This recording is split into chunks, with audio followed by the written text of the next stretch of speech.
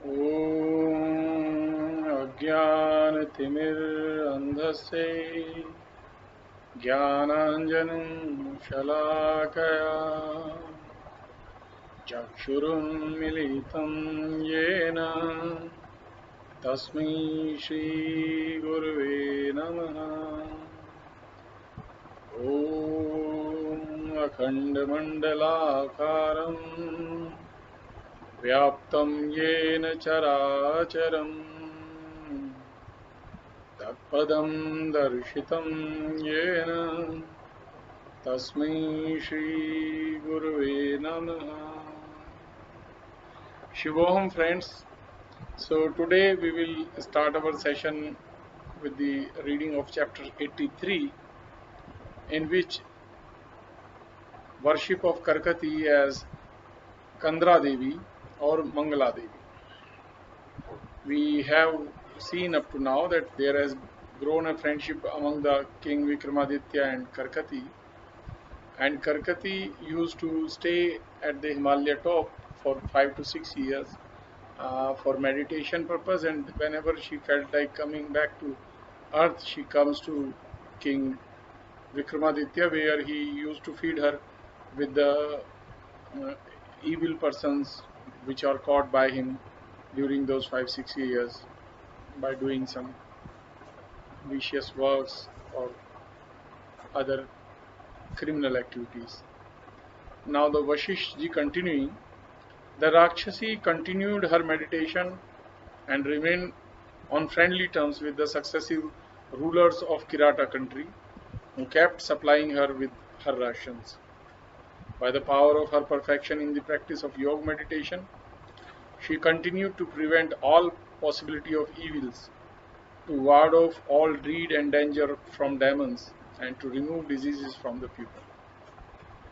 Over the course of her many years in meditation, she used to come out of her cell at certain intervals and call at headquarters to take the living creatures collected and captive be her victims. The practice is still observed by the kings of that place, whom sacrifice animals to her departed ghost on the hill, because none can be negligent to repay the good services of his benefactor. At last, she ceased her meditation, and for a long time she stopped appearing where men lived to lend her aid in removing their diseases, dangers, and difficulties. Then the people dedicated a high temple to her memory and installed a statue of her in it under the names of Kandara, cave, and Mangala, that is auspicious goddess. Since it is the custom of the chiefs of the tribe to consecrate a newly made statue in honor of the Kandara Devi, the goddess of the valley, after the previous one is disfigured and broken, any king of the place who out of his vileness fails to consecrate the new statue of goddess Kandara brings great disasters on his people out of his own perverseness. By worshipping her, man obtains the fruits of all his desires. By neglecting it, he exposes himself to all sorts of evils and disasters. These are the results of the goddess's pleasure and or displeasure with her devotees. Dying and ailing people still worship the goddess with offerings for remedy of their illness to secure her blessings. In turn, she distributes her rewards among those who worship her in her statue or picture. She bestows all blessings on young babies and weak cows and calves. She kills the hardy and proud who deserve death. She is the goddess of intelligence and favors the intelligent and presides forever in the land of the Kirata people. This was a short chapter, chapter 83. And in the chapter 84, imperfect words used to guide to understanding the power of the mind is described. Vasishtha said, Ram, I have told you the worthy legend of Karkati, the Rakshasi of Immerse from beginning to end. Ram replied, but how could one born in a cave of the Himalayas become a black Rakshasi And why was she called Karkati? These I want clearly explained. Vasishtha replied, Rakshasa, cannibals originally are of many races. Some are of dark and others are of fair complexions, while many have a yellowish appearance and some of them have greenish shade. As for Karkati, you must know that there was a Rakshas named Karkata because of his exact resemblance to a crab. I only told you the story of Karkati because of her questions, which I remembered and thought would serve to explain the omniform God in our discourse into spiritual knowledge. It is evident that the pure and imperfect unity is the source of the impure and imperfect duality of phenomena, and this finite world has sprung from its supreme cause, who is without beginning or end. These float like the waves upon waters, which apparently are of different forms, and yet essentially the same with the element on which they seem to move. So creations, whether present, past or future, are all situated in the Supreme Spirit. As wet wood, when ignited, serves to provide heat and invites the apes of the forest to warm themselves in cold weather, so the externally shining appearance of the world invites the ignorant to rely upon it.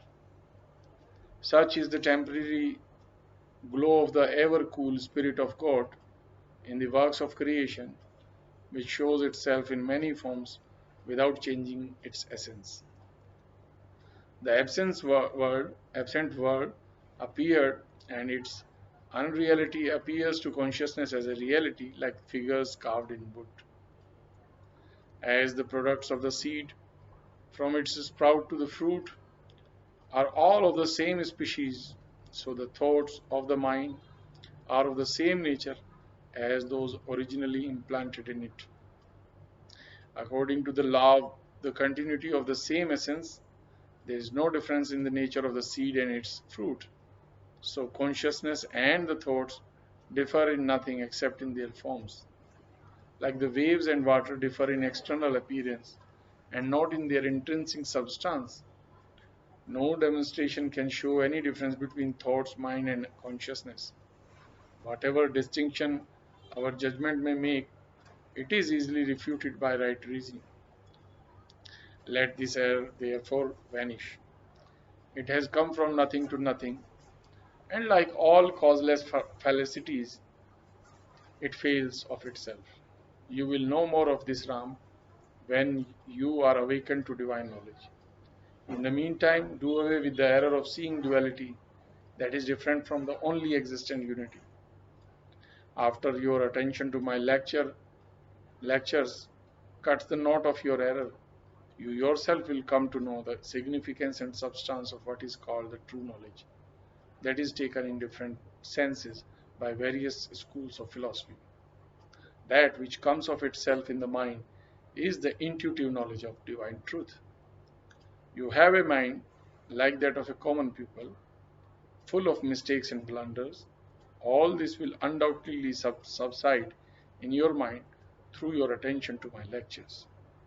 You will be awakened by the sermons to know this certain truth, that all things proceed from Brahma, into whom they ultimately return. Ram replied, Sage, you state the first cause of this ablative case indicating causation, that all things proceeds from Brahma. This contradicts the opposite passage in the Shruti scriptures in this in the same case, that nothing is distinct from him. It is inconsistent in itself, Vasishtha answered. Words are used in the scriptures to instruct others. Where any inconsistency appears, they are explained. Hence, although not strictly true, we use a difference between visible phenomena and the invisible Brahma, just like we speak of the ghost appearing to children, though there are no such things in reality. In reality, there is no duality connected with the unity of Brahma, just as there is no dualism between a city and the sleep dream in which it appears. Again, God being immutable in his nature and eternal in degree, It is wrong to apply the mutations of nature and the mutability of will to him. The Lord is free from the states of causality and the cause, of the instrumentality and instruments, of a whole and its part, and those of proprietorship and property. He is beyond all affirmative and negative propositions and their legitimate conclusions or false deductions and refutations. So, it is equally false to attribute the original will to God. Yet it is usual to say, for the instruction of the ignorant, there is no change in his nature from its nothing to slight wish. These conscious terms and figurative expressions are used to guide the ignorant. The knowing few are far from falling into the fallacy of dualism. All intellectual conceptions seize upon the spiritual perception of God. There ensues an utter and dumb silence.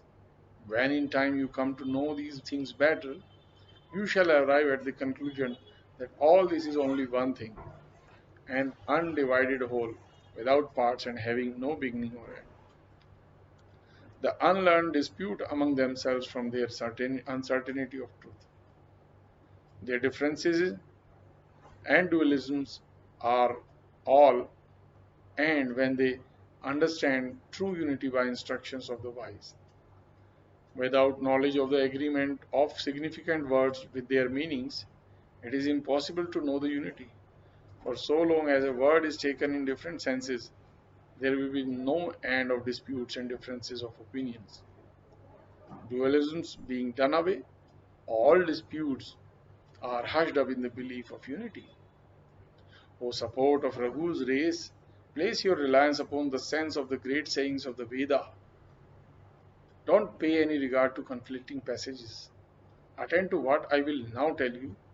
From whatever cause it may have sprung, the world resembles a city rising in view in a vision, just like thoughts and ideas appear before the mirror of the mind, from some source of which we know nothing. Listen, Ram, and I will relate an example of visible evidence for you, how the mind spins out the magical world from itself. Having known this, O Ram, you will be able to cast away all your false conceptions. Being certain of certainty, you will resign your attachments and desires in this enchanted and bewitching world. All these prospective worlds are machinations and the workings of the mind. Having forsaken these false fabrications of fancy, you will have tranquility of your soul and abide in peace with yourself forever. By paying your attention to the drifts of my preaching, you, from your own reasoning, will be able to find a mind of the medicine that cures all the illnesses of your deluded mind. If you sit in silent meditation, you will see the whole world in your mind. All outward bodies will disappear like drops of oil in sand. The mind is the seat of the universe as long as it is not weakened by passions and affections and afflictions to life. When the mind is rid of the turmoil of its present state, it is set beyond the world. The mind is the means to accomplish anything. It is the storekeeper to preserve all things in the warehouse of its memory. It is the faculty of reasoning and the power to act like a respectable person. Therefore, the mind is to be treated with respect as it recalls, restrains, and guides us in our pursuits and duties. The mind contains within it the three worlds with all their contents in the surrounding air. It exhibits itself as the fullness of ego and cornucopia of all its microcosm. The intellectual part of the mind contains the subjective self-consciousness of ego, which is the seed of all its powers. The other part, its objective part, bears in itself the false forms of the dull material world. The self-born Brahma saw the yet uncreated and formless world as already present before his mind in its ideal state. Like a dream at its first creation, he saw it without seeing it. He saw the whole creation in the self consciousness of his vast mind, and he saw all material objects, the hills and all, in the knowledge of his gross personal consciousness. At last, by his subtle sightedness, he perceived that all gross bodies were as empty as air and not solid substances. The mind, with its embodying thoughts, is pervaded by the omnipresent soul that is spread out as transparently as sunbeams upon clear water. Otherwise, the mind is like an infant who views the appearance of the world in its consciousness, sleep of ignorance. Sorry, its unconscious sleep of ignorance. But being awakened by consciousness, it sees the transcendent form of the self or soul without the mist of delusion. The delusion is caused by the part of the mind that is aware of physical senses, and it is removed by the reasoning faculties of the consciousness. Here now, Ram, what I am going to say about how the soul is to be seen in this world of phenomena, that is the cause of misleading the mind from its knowledge of the unity to the false notions of the duality. What I will say by opposite similes, right reasoning, graceful style, and good sense of the words in which they shall be conveyed to you cannot fail to come to your heart. By listening, your heart will be filled with the delight that will pervade your senses like the oil upon the water. Speech, which is without suitable comparisons and graceful phraseology, which is inaudible or clamorous, or has inappropriate words and harsh sounding letters, cannot take possession of the heart. It is thrown away for nothing. Like butter poured upon the burnt ashes of an offering that has no power to rekindle its flame. Whatever stories there are in any language on earth, and whatever compositions are adorned with measured sentences and graceful dictions, all these are rendered acutely insightful through conspicuous comparisons, as the world is enlightened by cooling moonbeams. Therefore, almost every verse in this work is embellished with a suitable comparison. With this, chapter 84 also comes to an end, and we will now take chapter 85. In this chapter 85, Brahmaji describes his own experience and asks the sun. Vasishtha continuing, I will relate to you, Ram, agreeably to your request, the story that Brahma himself told me of old. The mind produced Manu, the progeny of the mind, who begat the Manujas, otherwise called men, the the offsprings of the mind. Once before I had asked the lotus-born god to tell me how these hosts of creation had come into being. Then Brahma, the greater progenitor of man, granted my request and related the story of 10 Indava, moonlight, brothers, in his loud voice. Induva. I think it's not Aindu. It is Aindu, not Indu.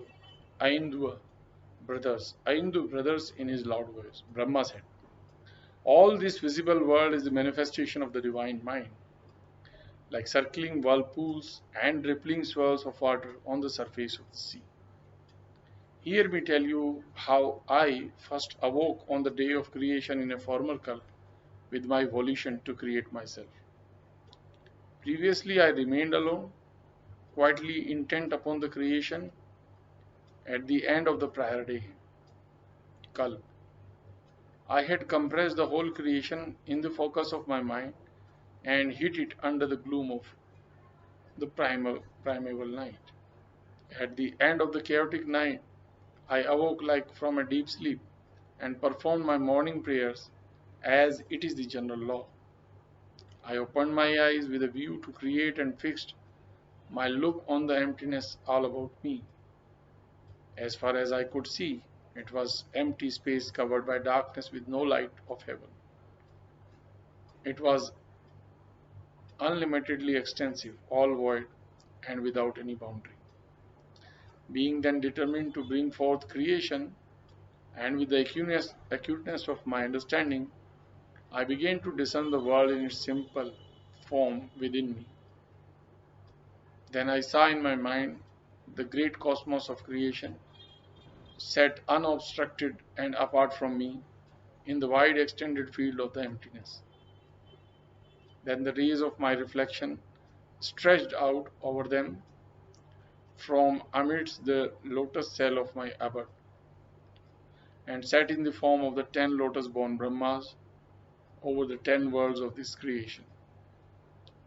Like so many swans brooding upon their eggs, then these separate orbs brought forth multitudes of beings to light within their transparent aqueous atmosphere.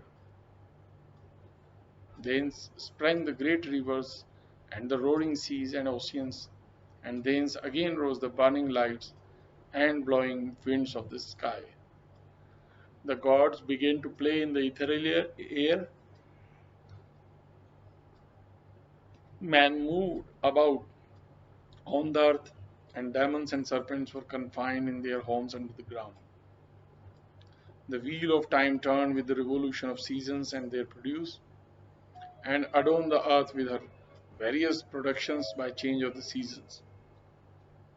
Laws were fixed for all things on all sides, and human actions were regulated in the Samriti scripture as right or wrong, and producing the reward of heaven or the torments of hell as their fruits. All beings pursue their enjoyments and liberty, and the more they strive for their desired objects, the better they thrive in them. In this way, the 7 worlds and continents, the 7 oceans, and the 7 boundary mountains were brought to existence, and they continue to exist until their final dissolution at the end of the Kalp age. The primeval darkness from the face of open lands fled before the light and took its refuge in mountain caverns and hollow caves. It abides in some places allied with light, as in the shady and sunny forest lands and lawns. The blue sky, like a lake of blue lotuses, is haunted by fragments of dark clouds resembling swarms of black bees on high. The stars that twinkle in it are like those yellow filaments of flowers shaken by the winds. The huge heaps of snow setting in the valleys of high hills resemble the lofty cottonwood trees beset by their pods of cotton. The earth is surrounded by the polar mountains, serving as her girdles, and the circles of polar seas serve as her sounding anklets and trinkets. She is covered by the polar darkness as if by a blue garment, and is studded all about with gems, growing and glowing in the bosom of her rich and ample mines and seas. The earth, covered by the ornaments of her greenness of vegetation, resembles a lady sitting dressed in her robes, having the produce of rice for her food, and the busy buzz of the world for her music. The sky appears like a bride veiled under the black covering of night, with the glittering chains of stars for her jewels. Seasonal fruits and flowers hanging in the air resemble wreaths of lotuses about her body. The orbs of worlds appear like beautiful pomegranate fruits containing all their pupils in them, like the shining seeds in the cells of those fruit.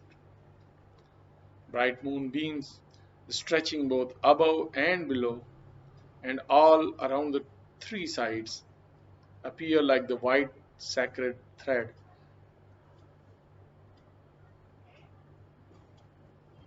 guarding the world above and below and all about, sorry. Or like the Ganges River running in all three directions, in the upper, lower, and nether worlds. The clouds dispersing on all sides with their glittering lightning appear like the leaves and flowers of the airborne forest, blown away by the breezes on all sides. But all these worlds, with their lands and seas, their skies and all their contents, are in reality as unreal as a visionary dreams, and as delusive as the enchanted city of a fairyland. The gods, demons, men, and serpents, seen in multitudes in all worlds, are like bodies of buzzing gnats fluttering about fig trees. Here time is moving on with the train of moments and minutes, his ages, yugas, and kalpas, in expectations of the unforeseen obstruction of all things. Having seen all these things in my pure and enlightened understanding, I was quite confounded to think from whence, from where all these could have come into being. Why is it that I don't see all that I perceive with my visual organs, like a magic scene spread out in the sphere of my mind? Having looked into these for a long time with my steadfast attention, I called to me the brightest sun of these luminous spheres, and addressed him, saying, "Approach me, O gods of God, God of gods, luminous sun, I welcome you to me." Having approached, I said, "Tell me what you are and how this world with all its bright orbs came to being. If you know anything of this, then please reveal it to me." Being thus addressed, he looked upon me, and then having recognized me, he made his salutation, and uttered in graceful words and speech. The sun replied, "O Lord, you are the eternal cause of these false phenomena. How is it that you don't know it and ask me about its cause? But should you, all knowing as you are, take a delight in hearing my speech, I will tell you of my unasked and unthought of production, which I beg you to listen to. O great Spirit, this world is composed of reality and unreality in its twofold view. It beguiles understanding to take it sometimes for a real and at others for an unreal thing. It is the great mind of the divine soul that is employed in these constant and unceasingly endless creations for its diversion." So here chapter 85 also comes, and we will quickly take now T6 also, the son's story of Indus and his wife's Tapa and their 10 sons, the Aindavas. The son continued, "It was, my lord, only the other day of one of your previous kalpas, and at the foot of a mountain beside the tableland of Mount Kailash that stands in a corner of the continent of Asia, that there lived a man named Suvarnjata, together with all his sons and their progeny, who had made that place a beautiful and pleasant home. Among them lived a Brahmin named Indu, a descendant of the patriarch Kashyap, who was a saintly soul, virtuous and acquainted with divine knowledge. He resided in his house with all his relatives and passed his time agreeably in company with his wife, who was as dear to his heart as if his second self. But this virtuous couple had no children, as no grass grows in sterile soil, and the wife remained discontent at the unfruitfulness of her blossoming or seed.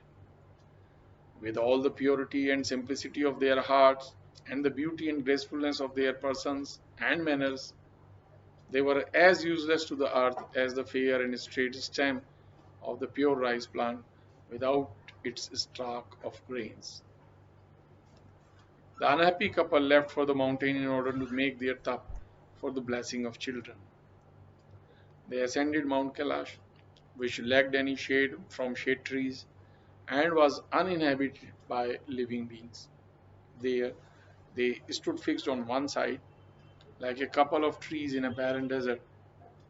They remained in their austere tapa, subsisting upon liquid food, which also supported the trees. At the close of the day, and from the hollow of their palms, they drank only a sip of water from a neighboring cascade. They remained standing and unmoved as immovable tree, and continued long in that posture, in the manner of an erect wood in heat and cold. In this manner they passed 2 ages before their meditation met with the approval of the god, who bears the crescent of the moon on his forehead, Shiva. The god, with the cooling moonbeams off his forehead, advanced towards the parched pear, like when the moon casts her dewy light on trees and lotuses, dried and scorched under the burning sunbeams of a summer day. The god appeared to them mounted on his milk-white bull, and clasping the fair Uma on his left, and holding the beaming moon on his forehead. Like the spring season approaches, green shrubs strewing flowers upon them, the couple's faces and eyes brightened as they saw the god. Just like lotuses hail the appearance of the beautiful moon, they bowed down to the god of the silvery crescent and snow white face. Then the god, rising to their view like the full moon, and appearing in the midst of the heaven and earth, spoke smilingly to them in a gentle and audible voice. The breath of that voice refreshed them like the breath of a spring revives the faded plant of a forest. Shiva said, I am pleased with your meditation, O Brahman. Offer your prayers to me and have your desired reward granted to you immediately. The Brahmin replied, O Lord of gods, please favor me with 10 intelligent male children. Let these be born of me to dispel all my sorrows. The son continued. The god said, Be it so, and then disappeared into the air. His great body passed through the ethereal path with a tremendous roar of thunder like the surge of the seas. Then the Brahmin couple returned to their home with gladness in their hearts. They appeared like the reflections of the two gods Shiva and Uma. After returning, the Brahmani became big with child from the blessing of she received from her god Shiva. In her pregnant state, she looked like a thick cloud, heavy with rainwater. In proper time, she and brought forth a boy as beautiful as the digit of the new moon. In this way, she bore 10 sons in succession, each as handsome as the tender sprout of plants. They grew up in the strength and stature, and were invested with the sacramental thread. In course of a short time, they attained their boyhood and became conversant in the language of gods, Sanskrit. Like the mute clouds become loud in the rainy season, they shone in their circle with the luster of their bodies, as the resplendent orbs of the sky burn and turn about in their sphere. In time, youth lost both parents, who passed off their mortal coils to go to their lost abode. Losing both parents, the 10 Brahmins left their home in grief and went to the top of Mount Kailash to pass their helpless lives in mourning. Here they discussed what would be the best for them and what would be the right course to take to avoid the troubles and miseries of life. They talked with one another on such topics as what was the best good of humanity in this world of mortality, and many other subjects such as what is the true greatness, best riches and affluence, and the highest good of humankind. What is the good of great power, possessions, being chief, or even the gain of a kingdom? What forms the true dignity of kings and the high majesty of the emperors? What avails the rule of the great Indra, which is lost in one moment? What endures a whole kalp and must be the best good as the most lasting? As they were talking in this manner, they were interrupted by the eldest brother with a voice as grave as that of a leader of a herd of deer to the attentive herd. Of all kinds of riches and dignities, there is one thing that endures for a whole kalp and is never destroyed. This is the state of Brahma, which I prize above all others. Hearing this, all the good sons of Indu exclaimed in one voice, "Ah, well said." Then they honored the eldest with kind speeches. They said, "How, O brother, is it possible for us to attain to the state of Brahma, who is seated on his seat of lotuses and is adored by all this world?" The eldest son then replied to his younger brothers, saying, "Oh, you, my worthy brothers, do as I say, and you will be successful. Sit in lotus posture and think yourself to be the bright Brahma, full of his brilliance and possessing the powers of creation and annihilation in them yourselves." Being instructed in this manner by the eldest brother, the younger brothers responded, saying, "Amen." With gladness in their hearts, they sat in meditation together with the eldest brother. They remained in their meditative mood like the still images in a painting. Their minds were concentrated in the inmost Brahma, whom they adored and thought upon thinking. Here, I sit on the middle of a full blown lotus and find myself as Brahma, the great God, the creator and sustainer of the universe. I find in me the whole ritual of sacrificial rites, the Vedas, with their branches and supplements, and the rishis. I view in me the Saraswati and Gayatri mantras of the Veda, and all the gods and men situated in me. I see in me the spheres of the regions of the world and the circles of the spiritual masters revolving about me. With the spacious heaven bespangled with the stars, I see this globe of land and water decorated with all its oceans and continents, its mountains and islands, hanging like an earring in this material system. Within myself, I have the hollow of the infernal world, with its demons and serpents. I have the cavity of the sky in myself, containing the homes and maidens of the immortals. There is the strong armed Indra, the tormentor of the lords of pupils, the sole lord of the three worlds, who receives the sacrifices of men. I see the bright net of the firmament spread all over all sides of heaven, and the 12 sons of the 12 months dispensing their ceaseless beams amidst it. I see the righteous rulers of the sky and the rulers of man protecting their respective regions and peoples with the same care as cowherds take to protect their cattle. I find every day among all sorts of beings, some rising and falling, and others diving and floating, like the constant waves of the sea. It is I who create, preserve, and destroy the worlds. I remain in myself and pervade over all existence as the Lord of all. I observe in myself the revolution of years and ages and of all seasons and times. And I find the same time to be both the creator and destroyer of things. I see a kalpa passing away before me, and the night of Brahma stretched out in my presence, while I reside forever in the Supreme Soul, as full and perfect as the Divine Spirit itself. Thus, these Brahmins, the 10 sons of Hindu, remained in this sort of samadhi meditation in their motionless postures, like fixed rocks and like images hewn out of stones in a hill.